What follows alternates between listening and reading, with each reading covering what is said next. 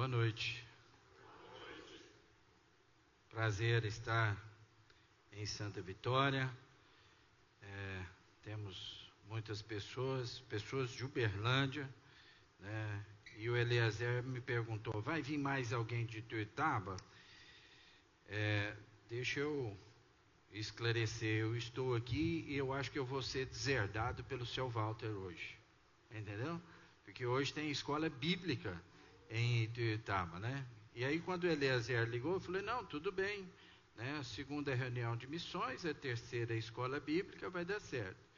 Mas o nosso irmão Paulo Eduardo está de Jacaraú, visitando, e acharam por bem, acharam por bem esperar ele chegar, mais do que justo.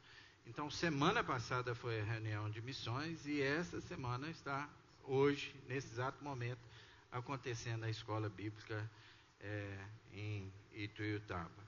Então, orem por mim na volta, para que eu seja bem recebido na casa do meu pai, para que ele não me deserte, né? Encontro de casais. O primeiro encontro de casais de 2026 da Casa de Oração de Santa Vitória. Muito bem.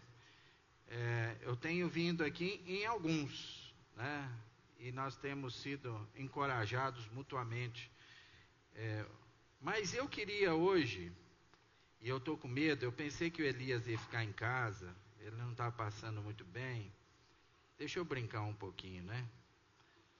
Eu fui para a casa do Eliezer, eu falei, deixa eu passar lá no seu pai, estou com um pastor, né? O pastor veio e eu levei o pastor para orar com ele, né? Ednilson veio comigo, falou, eu levo o pastor para abençoar a vida do outro pastor, não sou bobo, né? E aí ele tentou ligar para o pai e tentou ligar para a mãe, entendeu? E eles estavam ocupados. O que eles estavam fazendo, eu não sei. Eu deixo para a imaginação de vocês, mas olha que nós ligamos, viu? Fecha o ouvido aí. Papai e mamãe estavam ocupados, não atendeu. Meu amigo, dá-se jeito, para tudo dá-se jeito, né? Brincadeiras à parte, vamos à parte séria, né? Ninguém começa um ano pensando em tragédias. Concorda comigo? Ninguém começa um ano pensando em tragédias. Muito mais nós aqui como casais, né? Você não vai pensar que no ano de 2026 vai ter tragédias igual o Elias. O que você andou arrumando, Elias? Você desobedeceu a Lúcia? Ela mandou você comprar banana, você não comprou. Ai. Mas a gente passa por algumas circunstâncias. No final do ano passado, eu fui para BH. Quando eu cheguei em casa, metade da casa estava com eletricidade e a outra metade não, né? Para nossa surpresa, as maritacas lá no quintal é razoável e tem algumas frutas. Além de comer as frutas, elas resolveram comer os fios da casa, né? E aí tem que tomar jeito. O rapaz falou, eu não arrumo os fios enquanto não tapar esses. Ele falou, moço, mas por onde eles estão entrando? Não sei, você vai ter que fechar a casa toda. Põe-se tela em volta tudo para as maritacas não entrar, para depois ele ir lá e arrumar. Estava muito engraçado. O quarto do Arthurzinho não funcionava nenhuma luz, mas funcionava o ar. No nosso quarto funcionava as luzes, mas o ar não. Entendeu? Eu estava muito engraçado o transtorno. Mas nada que esteja ruim que não possa piorar. Chegou a conta de água. R$470. Eu, o que é isso?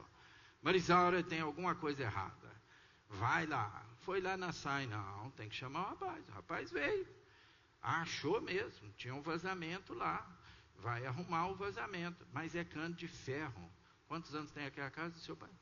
60 anos, né? Aí o cara começa a arrumar, estoura em outro lugar. Começa a arrumar, Sr. John, nós temos um probleminha. Resumindo a história, teve que trocar o encanamento desde o hidrômetro para o resto, tudo, para a casa poder funcionar. Nós não estamos preocupados, ou E nem queremos que essas eventualidades aconteçam, mas elas acontecem. Agora, se eu perguntasse para você, como vai a sua casa hoje? E eu não estou me referindo à parte elétrica e muito menos à parte hidráulica, né? Como estamos como casal? Quando a gente vai para o encontro de Caldas Novas, é muito engraçado, né? É beijinho, beijinho. Mas aí você vai descobrir que em casa é pau. Você chega aqui na reunião de casais, todo mundo abraçado, de mão dada, lindo, maravilhoso. Chega em casa, sai para lá, meu Deus, está muito quente, fica perto de mim não. Mas e se eu e você, marido e esposa, recebêssemos a visita do Senhor e Ele dissesse para você, põe em ordem a tua casa, porque morrerás e não viverás. Foi as palavras de 2 Reis capítulo 20, também tem em Isaías de novo a mesma história repetida. Mas Ezequias recebeu a visita de Deus através do profeta Isaías, e ele disse essas palavras para Ezequias: põe em ordem a tua casa. Sabe de uma coisa? Ezequias foi um dos reis mais fiéis a Deus de Judá. Se você lê a história, ele promoveu reforma espiritual da nação. Ele combateu a idolatria e ele buscou a Deus com sinceridade de coração. Se você volta no capítulo 18 e capítulo 19, um pouco antes dessas palavras que foram proferidas, Judá havia sido milagrosamente livrado da invasão assíria. E como Deus agiu de maneira maravilhosa, Ele livrou a invasão. Ele que foi lá, um anjo foi lá e matou aqueles homens todos. Quando foi ver, não precisaram guerrear, não precisaram fazer nada, porque Deus livrou a nação. Então, por assim dizer, espiritualmente dizendo, Ezequias estava vivendo um bom momento, né? Um bom momento ele estava vivendo. E você? E eu? Estamos vivendo um bom momento como casal? Abraçados, felizes? Estamos vivendo um bom momento? Deus tem uma palavra para mim e para você hoje à noite. E a palavra dele é essa: põe em ordem a tua casa. Para Ezequias significava sucessão do trono, reconciliações que precisavam ser feitas, os testamentos, estar em paz com Deus. Para mim e para você hoje à noite, pôr em ordem a nossa casa, envolve a nossa vida espiritual, envolve os nossos relacionamentos, marido e mulher, com filhos, envolve prioridades. Quais têm sido as nossas prioridades? Pode também envolver finanças, das quais nós precisamos lidar e colocar em ordem. Agora, eu vou te surpreender um pouquinho, porque ultimamente eu tenho sido surpreendido, visto, conversado e ficado muito amargurado.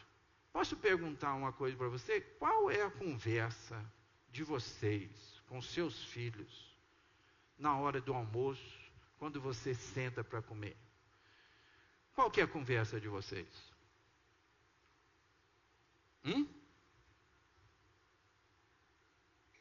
Porque nós estamos, entre aspas, vivendo um bom momento. Sim ou não? Mas eu estou perguntando, qual é o assunto na hora do almoço e na hora da janta? Eu vou te falar qual que é o assunto que mais acontece. Isso aqui, ó. O que está acontecendo aí? Alguém está falando mal de outra pessoa. E sabe de uma coisa? A coisa mais engraçada que tem é porque nós lutamos, nós queremos uma igreja forte. Nós queremos uma igreja unida, sim ou não? É o que nós mais queremos. E sabe o que está acontecendo?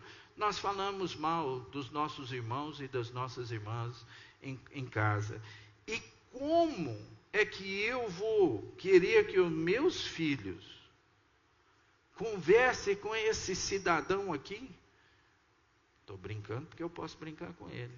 Se em todo momento, a meu diálogo com meus filhos é falar mal dele. Você consegue entender isso?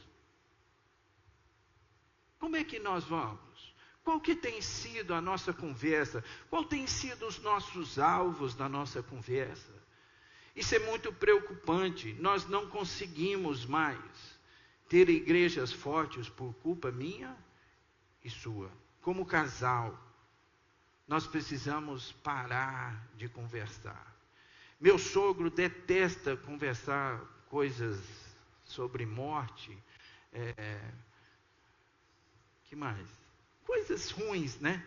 Aí a Marisaura falou assim: pai, o senhor viu outro dia? Isso faz alguns anos. Pai, o senhor viu que abriu uma floricultura nova? Não, aonde? Não, na 24. Aonde na 24? Na 24, com a 19 e a 21. Aonde, minha filha? Do lado da funerária, pai. Ah, lá vem você. Vamos falar de flores e coisas perfumadas. Pois é, eu estou falando de flores. Não, perto de... Você muda essa conversa, você põe outra coisa como referência. Funerária não. Será que nós somos assim? Quando as coisas começam a acontecer, conversa lá em casa, e eu não sou melhor que vocês, não sou espiritual, mas a minha mulher está aqui de prova. Quando começa o negócio lá, ele falou assim, eu brinco, faço a mesma palavra no meu Senhor, vamos falar de flores e coisas perfumadas? Não tem sentido. Não vai acrescentar nada, não vai nos abençoar como família, se nós falamos. Você acha que essa pessoa que está contando a história aqui, quando ela encontrar outra, ela não vai estar falando a mesma coisa de você? Nós precisamos melhorar. Esses dias, eu não sei quantos receberam, o Alexandre Marcos colocou um texto que foi escrito pelo seu finado avô, o senhor Guilherme Maxwell, foi sobre pacificadores. E nós conhecemos muito bem esse texto de Mateus capítulo 5. Bem-aventurado os pacificadores, porque serão chamados filhos de Deus. Quantas vezes a palavra pacificadores aparece na Bíblia? Sabe que eu assustei? É a única vez que a palavra pacificadores aparece na palavra de Deus. Paz, buscar a paz, viver em paz, Deus da paz, muitas vezes. Mas a palavra pacificador é a única. E quando o Senhor fala isso, pois serão chamados, na ótica de Deus, eu e você aqui, eu sou filho de Deus? Você é filho de Deus ou não? Eu preciso tomar muito cuidado. Eu busco a paz na minha casa. Os meus meninos falavam que a melhor fase que eu tive, quando eles eram menores, é quando eu trabalhava em Capinópolis. Sabe por quê? Porque eu demorava 30 quilômetros para chegar em casa. Então, tinha dado tudo errado. Desandado tudo. O dia foi péssimo. Mas eu tinha 30 quilômetros. Aí eu vi a arara, eu vi o boi, eu vi o cachorro, e vinha. Quando eu chegava em casa, aquilo já tinha passado. Agora, quando eu trabalhava em Tuiutaba, 2 segundos eu estava em casa. Aí tinha um sapato fora do lugar. Que caramba é isso aqui? Põe isso aqui em ordem, onde já se viu 1000 vezes. Eu busco a paz na minha casa. Espera aí que a Radassa vai tirar foto. Esse lado aqui, o perfil é melhor. Não, brincadeira. Eu busco a paz. Eu anelo a paz na minha casa, ou sou eu que fustigo, sou eu que empurro? Começa a pensar, começa a refletir. Os meus 2 filhos estavam brigando um dia, e o Arthur era muito rápido no seu falar, sabe? O trem chegava, mal chegava, Mal de Arthur, você vai ver. Mal chegava, o trem já, a resposta já saía. E muitas vezes eu tive que falar com o Arthur: Arthur, presta atenção, não pode ser assim. A palavra proferida não volta atrás. Presta atenção, é bíblico, meu filho. Os dois começaram a arranhetar. Aí normalmente eu soltava um assovio, resolvia o problema. Eu estou vendo, e eu já estava deitado, eu falei, não é possível que eu vou ter que levantar. E levantei. Mas a hora que eu cheguei para entrar dentro do quarto, o Ando está falando, você não vai falar nada? Você não vai falar nada? E ele respondeu, meu pai falou para mim que eu tenho que pensar antes de responder. Voltei para trás, rachando o bico. Falei, Senhor, obrigado, o trem funcionou. Até que enfim. Como casais, nós estamos buscando a paz, ou eu estou fazendo igual aquelas menininhas ali? Para trás. Meus filhos me veem assim. Tem uma cachorra nova lá em casa, que é o seguinte, quando ela não gosta de ver nada no varal, entendeu? Se ela vê varal, ela derruba. Então a Marisaura, o dia que lava a roupa, ela põe ela lá em cima. A hora que ela chega lá em cima, você chega na cozinha, você vai fazer, diz a Marisaura que ela é fuxiqueira. Ela já põe o pescoço lá em cima, lá para ver o que está acontecendo. Qual que é a novidade? Quem que está falando? Nós somos conhecidos assim na nossa casa? Ou nós somos conhecidos como as pessoas pacificadoras? O que nós estamos apresentando para os nossos filhos? Eu queria ter esse clamor com vocês hoje. Põe a sua casa em ordem. Vamos começar 2026 diferente. Nós vamos buscar a paz. Nós vamos viver em paz. Paz nos lares. Se a Marisaura começar... Alguns anos atrás, eu esperava. Eu falei, você pode me responder uma pergunta? Pode. O que foi? Eu falei, você está nos seus dias?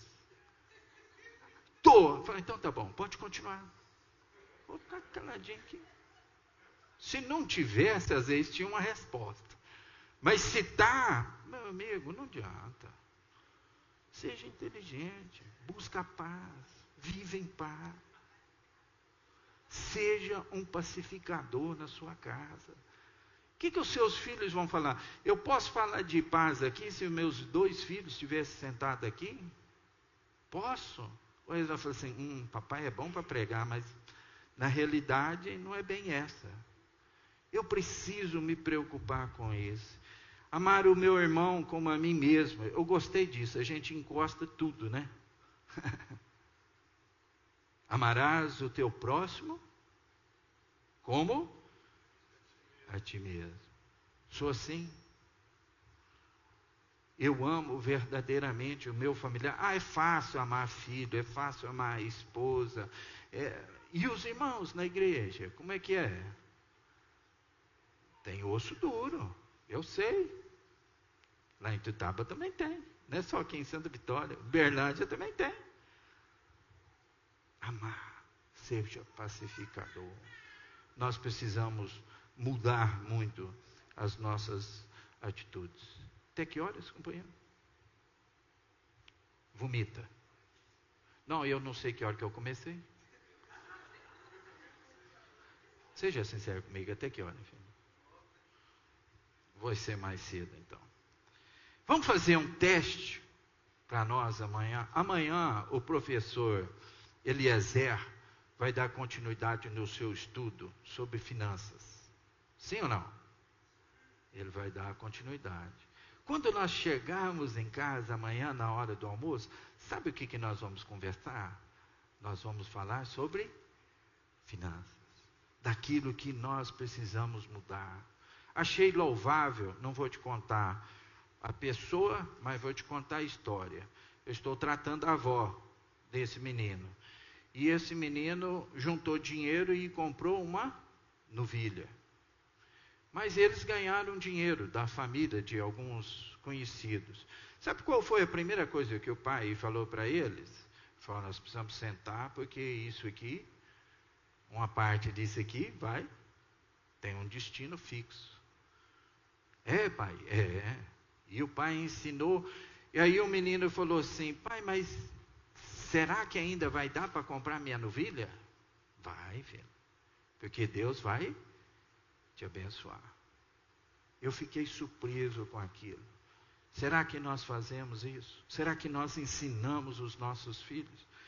Meus avós paternos, meu avô trabalhava na mina de carvão, e ele recebia todo sábado. Então, quando o vovô chegava da mina, ele subia e chamava minha avó, Isabela. Ele falava: Aiza, vamos ali. E eles subiam. E o meu quarto e o quarto do meu irmão era de frente para o quarto deles. Neto não respeita lugar nenhum, né? E entrar no quarto do vô e vó era tranquilo. Você subia e entrava lá, sabe o que eles estavam fazendo? Contando dinheiro e já separando. Eu não prestava muita atenção em tudo, mas tinha um dinheiro lá que o vovô tirava e colocava na Bíblia. E esse é reservado. Então vamos fazer isso amanhã. Vamos fazer o teste amanhã, quando nós sentarmos para o almoço. Não sei quem vai pregar. Quando nós sentarmos na casa, nós vamos ser pacificadores. Nós vamos colocar a nossa casa em ordem. Nós vamos esquecer dos irmãos. Não esquecer da maneira de não lembrar deles. Esquecer da vida deles. E vamos preocupar com a nossa casa. Melhorar o nosso ambiente. É isso que Deus tem para mim e para você. E as nossas prioridades? Quais são as prioridades para esse ano? O Elias tem poucos. Está de casa nova, joelho novo,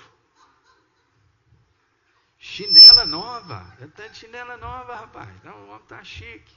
Quais são as prioridades que nós estipulamos como família? Estou esperando a chegada do Benjamin. Estou ansioso para ver esse caboclo chegar, o que ele vai mudar, o que não vai mudar, né? Quais são as nossas prioridades? Os cultos estão na lista das nossas prioridades como igreja. Domingo à noite, uma irmã foi na igreja e o marido e o filho não foi. E eu deduzi, tem algum problema, né? Eu falei: e aí, quem está passando mal? Né? O pai ou o filho? Não tem ninguém passando mal, não. Os dois foram andar de bike. Nossa vida, aquilo doeu, hein? Eu tive que... Foi difícil. Gente, na hora do culto, o que nós estamos ensinando para os nossos filhos? Saúde é o que interessa. O resto não tem preço. É isso que nós estamos ensinando para os nossos filhos? É essas prioridades que nós estamos... Quais têm sido as nossas bênçãos, as nossas prioridades? Sim, nós queremos as bênçãos de Deus nas nossas vidas, nos nossos negócios, na minha oficina, nomeia mais alguma coisa, na minha loja, né? Eu quero tudo as bênçãos de Deus, mas eu esqueço do principal, que eu preciso me alimentar da palavra de Deus. Eu aprendo. É o que eu vivo dizendo. Eu não gosto tanto do fulano quando prega. Alguns dos meus filhos falavam, olha, deixa eu te falar uma coisa. Ele vai falar alguma coisa para você que você não estava esperando hoje. E eu sempre incentivei meus filhos. Caneta e papel na mão. Põe texto, escreve e faz. Tinha um senhor na Inglaterra que morava do lado da casa missionária. Ele falou: o rapaz pode falar bobagem a noite inteira quando ele estiver pregando. Se você tiver papel e ele leu da Bíblia, você vai escrevinhar se você estivesse pregando naquele texto. O que você pregaria? Prioridades. Eu vou trabalhar na quarta-feira, é a nossa reunião de oração e estudo bíblico. E eu acho que isso é um problema em todas as igrejas. Talvez seja o culto com menor presença. Sim? É na quinta? Então, a reunião, estou me referindo à reunião de oração. Eu trabalho todas as quartas-feiras, até as 19 horas. 19 horas, estaciona o carro, o Cronos, na porta da clínica. 2 motoristas.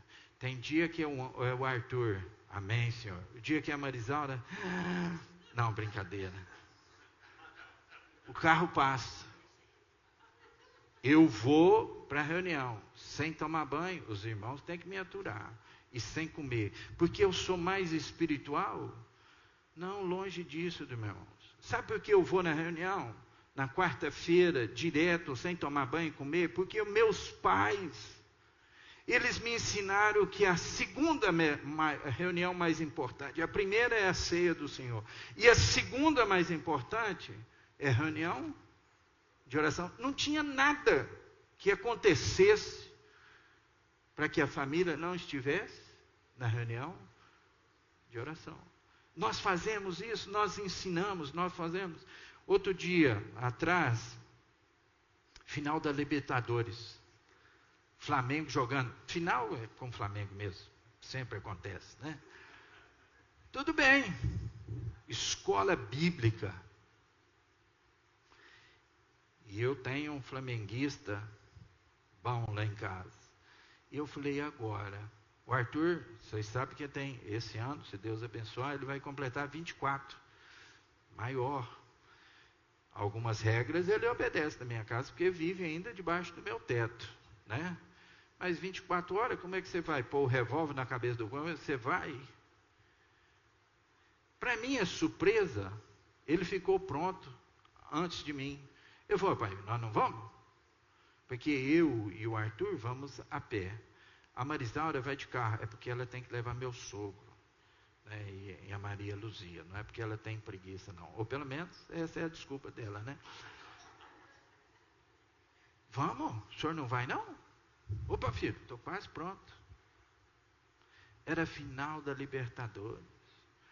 Mas ele sabia que o mais importante para a vida dele era estar no culto, aprendendo da palavra de Deus. Será que Deus está falando para mim e para você, põe a vida em ordem? Nós estamos dando prioridades às coisas que realmente interessam, e eu vou assustar vocês hoje. Em primeiro lugar, Deus. E é bíblico. Falando o que comer, o que vestir, para mim não ficar ansioso, Deus fala, buscai, pois, em primeiro lugar, o reino de Deus. O reino de Deus deve vir sempre em primeiro lugar. Depois, e aí é onde nós erramos. Porque muitas vezes nós colocamos os filhos em segundo lugar. Deixa eu te falar, os filhos saem de casa. Um já saiu. Estou agarrando no calcanhar do outro. Fica mais um pouquinho, filho, senão vou ter que enfrentar essa fera sozinho. Fica aqui comigo. Não é bem isso, né?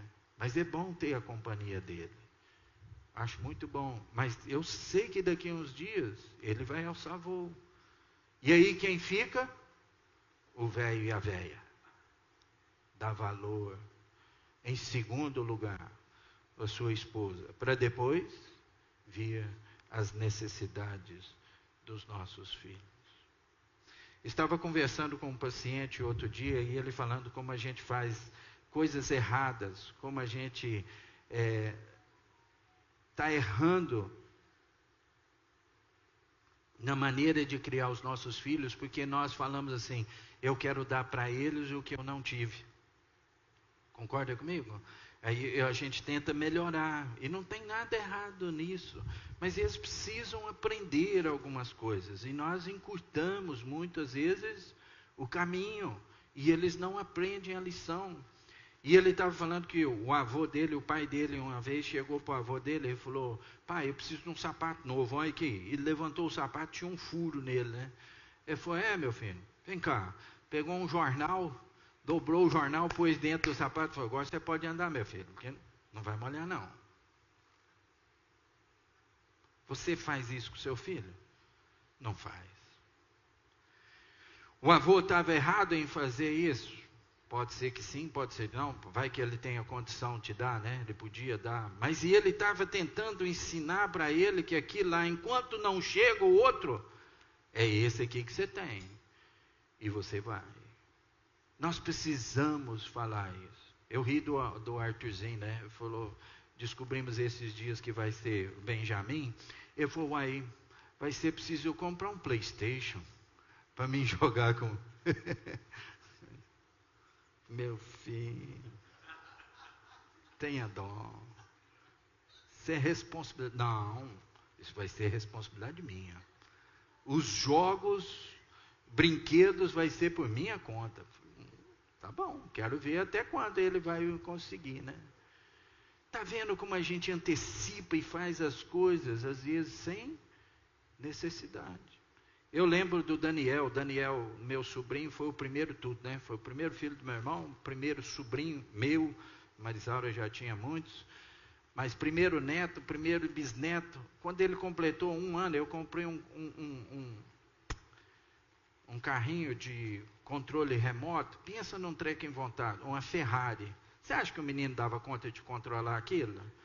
Ele sentava no meu colo, eu e meu irmão que manobrava aquilo, né? Fora de hora. Espera crescer. Depois você passa prioridade. Mas sabe o que é pior de tudo? De que nós estamos esquecendo ensinar os nossos filhos a orarem. Pai, eu preciso de uma bicicleta nova. Vamos orar, meu filho? Pai, eu preciso de um sapato novo. Vamos orar, meu filho? Ensina ele a depender de Deus em toda e qualquer situação da vida. Pode ser banal, pode ser bobo, pode ser a coisa mais irrisória do mundo. Filho, vamos orar? Você vai impor nos seus filhos uma maneira de eles estar buscando sempre a presença de Deus. Você ora pelos seus filhos? Sim? Sabe de uma coisa? Nós perdemos recentemente o nosso querido irmão, o Sr. Teodoro Hallen. Quem conheceu o Sr. Teodoro Hallen? Como eu apreciava o ministério e como eu apreciava sentar perto dele para escutar as histórias. Você sabe como ele aceitou a Cristo como Salvador? Ele foi um menino Peralta, jovem Peralta. Deu muito trabalho para a mãe dele. Ele foi tirado da cadeia várias vezes. E ele chegou a uma certa idade e ele comprou uma moto muito potente.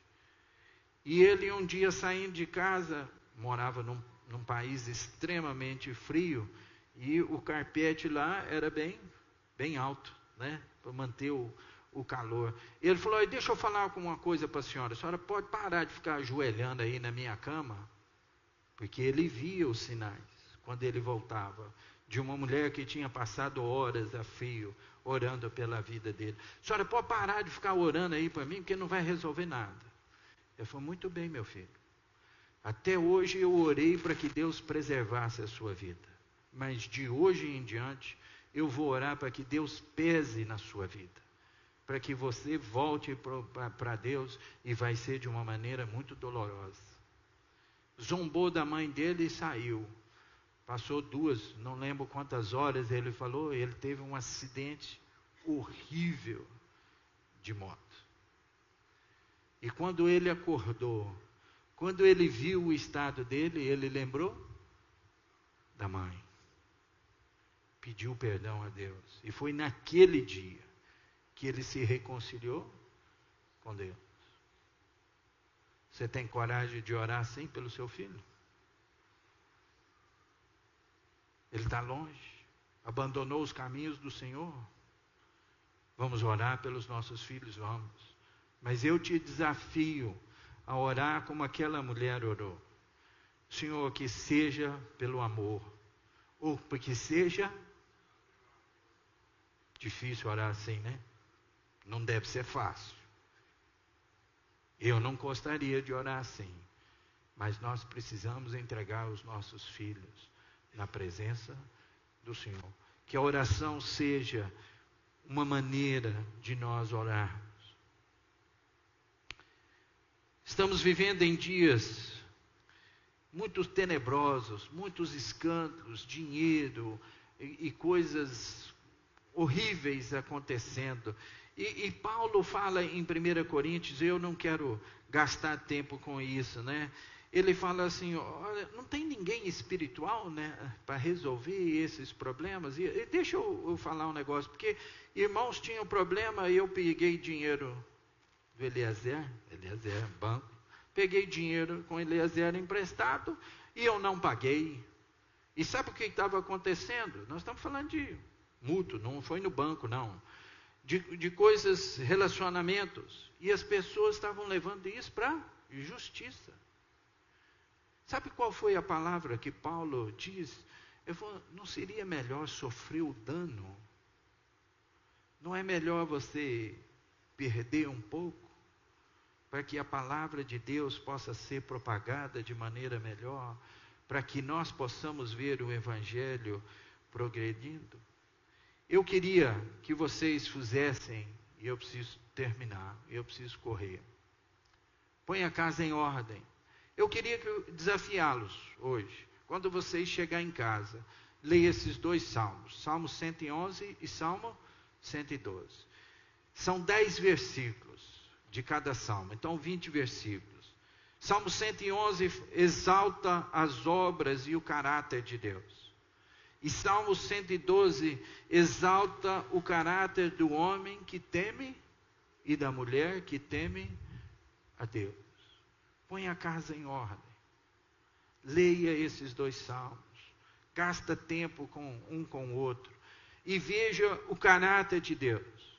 E veja o que Deus quer de mim e de você. Caráter de um homem e de uma mulher que teme a Deus.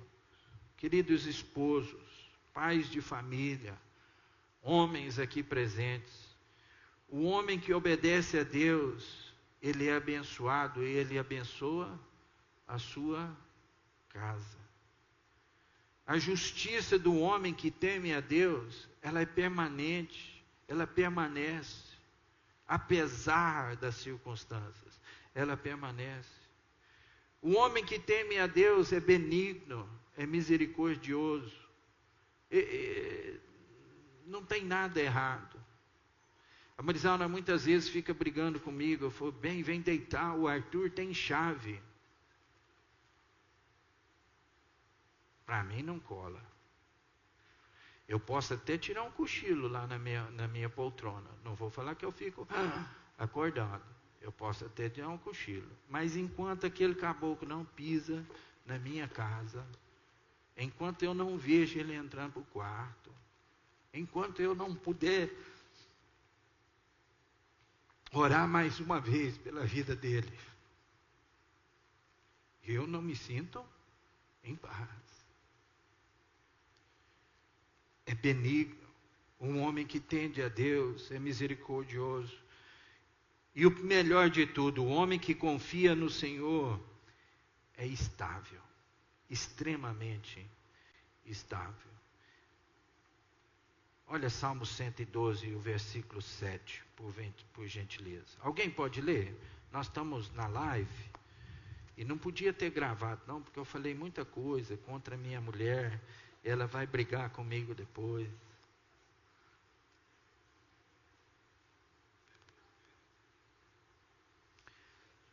7.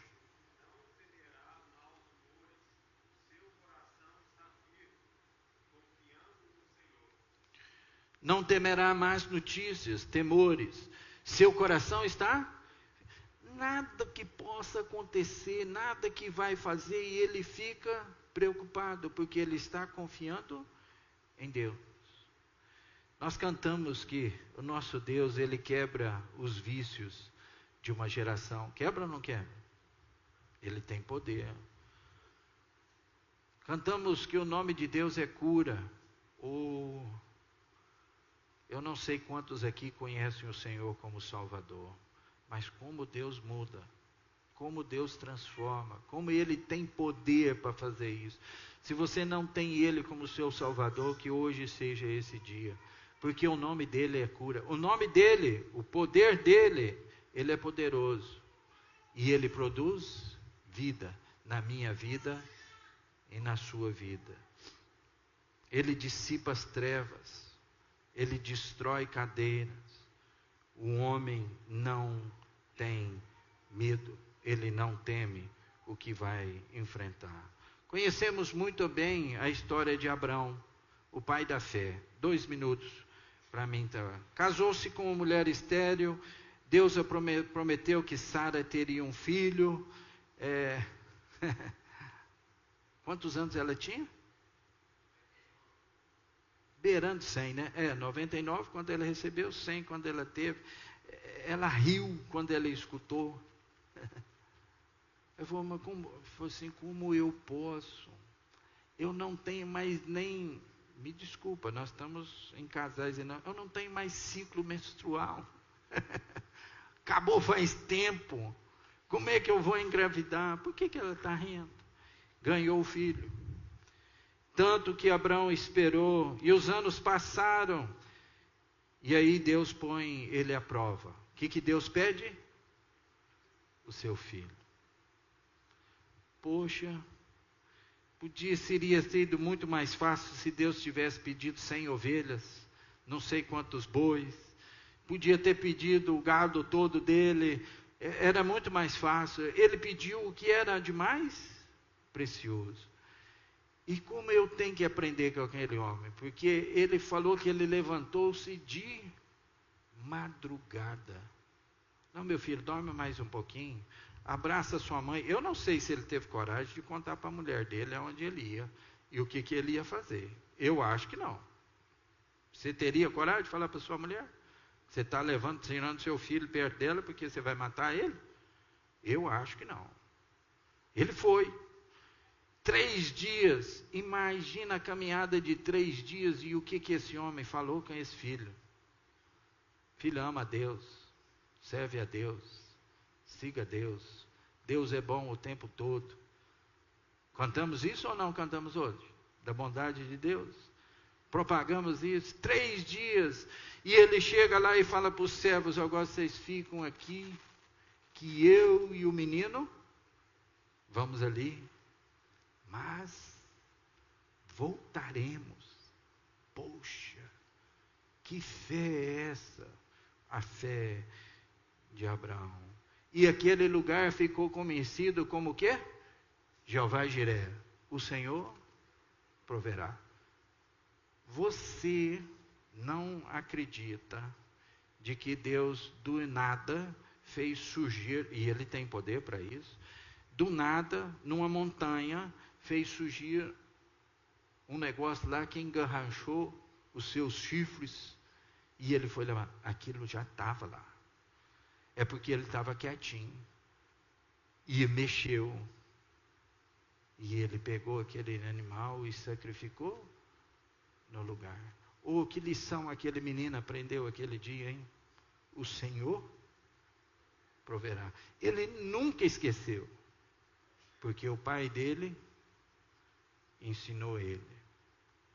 Quanto tempo nós temos gastado ensinando os nossos filhos sobre fé, depender do Senhor, confiar no Senhor? Sabe de uma coisa? Nós precisamos pôr a nossa casa em ordem. Sabe por quê? Porque Deus tem muita coisa para nos ensinar. Quando nós chegamos no capítulo 14, e eu não tenho tempo para mencionar isso, eu quero terminar. Quando ele chega no capítulo 14, que ele vai buscar Ló, é interessante algumas coisas que acontecem ali, e depois vocês leem isso em casa.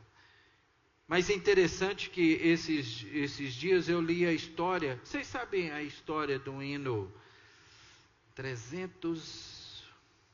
Deus cuidará de ti, 334. Você sabe a história do hino? Muito interessante. Um missionário, um obreiro, ele tinha que sair para pregar a palavra, e a mulher dele estava muito doente, ela não estava bem.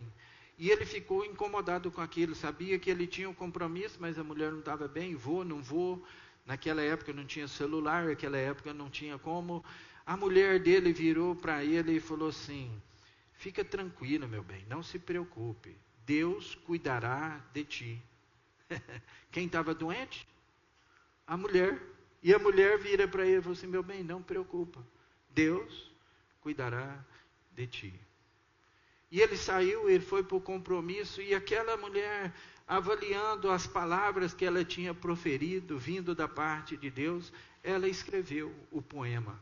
E quando chegou em casa, entregou o poema para o marido. E poucos dias depois, então, ele escreveu o hino 334. Aflito e triste coração, Deus cuidará de ti. Por ti opera a sua mão, Deus cuidará de ti. Na dor cruel, na provação, Deus cuidará de ti. Dará socorro e salvação, pois cuidará de ti. A tua fé, Deus quer provar, pois cuidará de ti. Deus cuidará de ti, zelar-te-á, guardar-te-á. Sim, Deus cuidará de ti. Deus cuidará de ti. Tudo que nós precisamos, tudo que o seu cônjuge precisa, tudo que a nossa família precisa, graça, constância, firmeza, força, coragem, poder, paciência, amor, tudo isso nós vamos encontrar na pessoa do Senhor Jesus. É só depositarmos a fé nele. Termino com vocês contando a história que nós fomos lembrados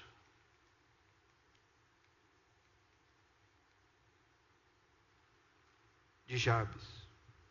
Quarta-feira o Pantoja nos trouxe a história de Jabes. E é interessante, porque quando você lê 1 Crônicas, no começo, é muito enjoativa a leitura, porque é a genealogia. Fulano gerou fulano, que gerou fulano, que gerou fulano, que gerou fulano. Fulano teve filho. Tem uma importância fenomenal. Meu pai fala que os nomes não são lançados à toa. Se você tiver tempo para pagar lá, faz diferença. Mas chega em quê? Jabes, ou Jabes. O que vocês acham que é em português? Me ajuda aí. Hã? A gente lembra do Jabes, né? Jabesmar, né? Mas Jabes ou Jabes. E o versículo 9 nos fala de que a mãe dele, ao dar à luz aquele filho, ela pôs o nome de Jabes ou Jabes por causa de quê? Porque foi com muito sofrimento que ela deu à luz. É isso que consta. Então, vocês vão lembrar de que naquela época os nomes tinham relevância, não são como hoje. Você sabe o que significa, deixa eu achar aqui, você sabe o que significa o nome João? Hã? Sabe ou não? Vou falar para vocês. Deus é gracioso. Aí minha mãe não ficou satisfeita, ela pôs João Marcos. Esse é meu nome. Sabe o que quer dizer Marcos? O Senhor concedeu graça. Esse é meu nome.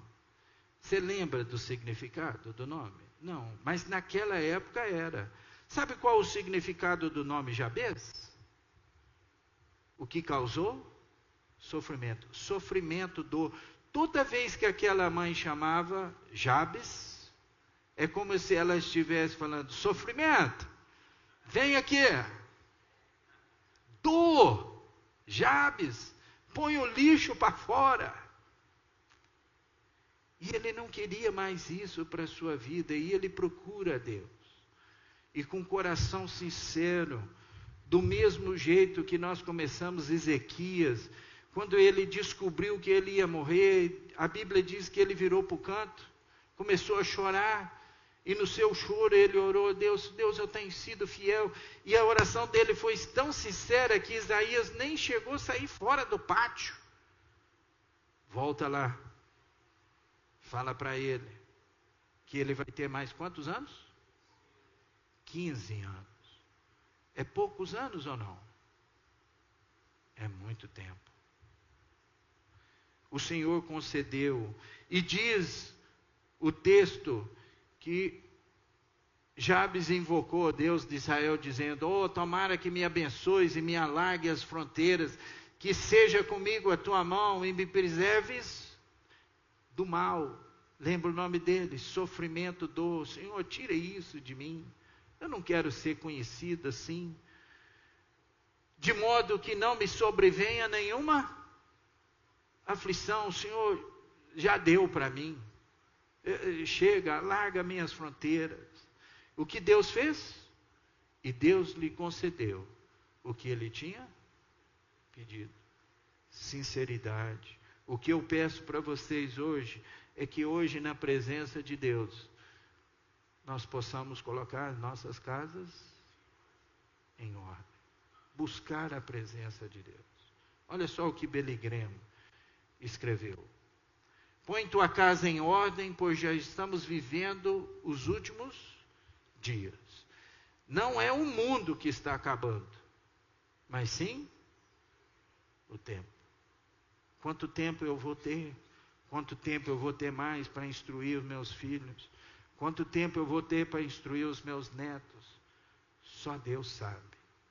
Mas que eu e você possamos ter sabedoria de hoje, com a bondade de Deus, com a misericórdia de Deus, pôr as nossas casas, as nossas vidas em ordem.